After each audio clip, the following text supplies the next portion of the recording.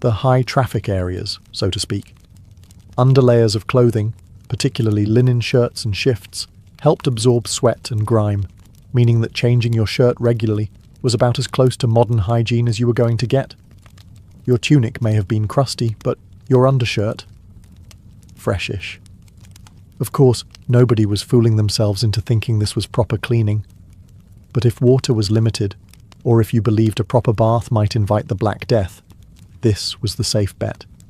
And in a world without deodorant, toothpaste or showers, a cloth soaked in rosewater or vinegar was the medieval equivalent of a spa day, minus the spa, and really minus the day. For wealthier folks, attendants might heat water, mix in herbs like rosemary or marjoram, and gently wash their master or mistress while pretending not to judge them.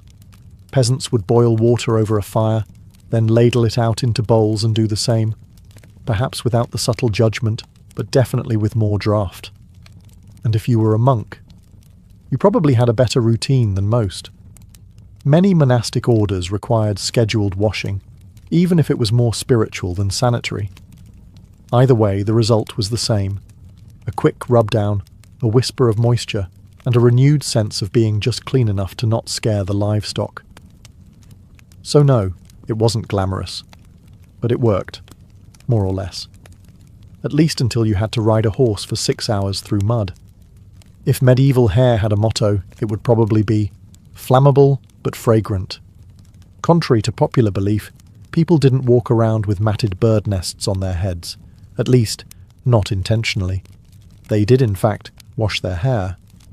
Just not frequently, and certainly not with anything resembling shampoo. So, what did they use? A variety of home-brewed concoctions that sounded like the first draft of a spellbook. One popular choice was lye soap, made from wood ash and animal fat, which was great for cutting through grease, and also your scalp if used too often. Pair that with water of dubious quality, and you've got yourself a medieval chemical peel. For those hoping to preserve their follicles a little longer, egg yolks were sometimes used as a gentler cleanser.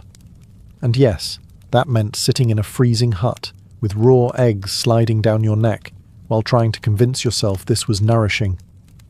Others rinsed with beer, which, if nothing else, made you smell like you'd had a wild night, even if you were just trying to remove lice. Some hair washing recipes included vinegar infusions with rosemary or lavender, which did double duty. They covered up other smells and gave the illusion of care. But let's be clear, no one was lathering up and rinsing twice,